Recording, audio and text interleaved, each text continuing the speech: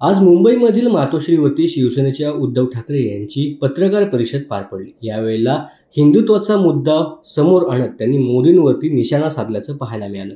बांगलादेशात जे हिंदूंवरती अत्याचार होत आहेत त्यावरती पंतप्रधान नरेंद्र मोदींनी पावले उचलायला हवीत। तिथे अत्याचार होत आहेत तिथे धमक दाखवण्याची गरज आहे। आमच्या खासदारांनी मोदींना भेटण्याची वेळ मागितली होती परंतु ती नाकारली गेली।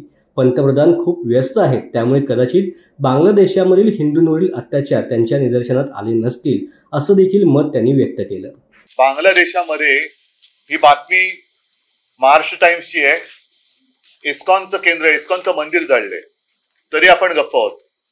त्यांच्या प्रमुख तिथल्या कोण जे असतात इस्कॉनचे त्यांना अटक झाली तरी सुद्धा आपण गप्प आहोत। हिंदूंवरती रोज अत्याचार होत आहेत तरी देखील आपण गप्प आहोत। मग आपले विश्वगुरु हे अत्याचार नुसते पाहत का बसलेले आहेत? माझी पंतप्रधान नरेंद्र मोदीजींना विनंती आहे तमाम हिंदूंतर्फे की जसं आपण एका फोनवरती युक्रेनचं युद्ध थांबवलं होतं तसंच बांगलादेशमध्ये जे काही हिंदूंवरती अत्याचार होत आहेत त्याबद्दल आपण काहीतरी भूमिका घ्यायला पाहिजे, पावलं उचलायला पाहिजे।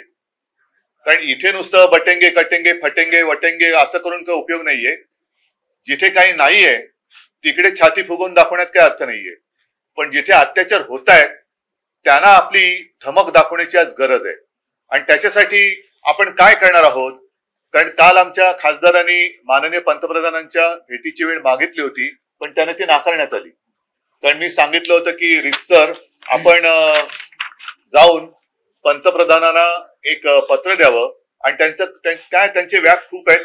त्यांना खूप खूप देशांमध्ये फिरायचं असतं, जगभर फिरायचं असतं, भाषणं द्यायची असतात। तर कदाचित त्यांच्या नजरेत बांगलादेशामध्ये होणारे हिंदूंवरचे अत्याचार लक्षात आले नसतील।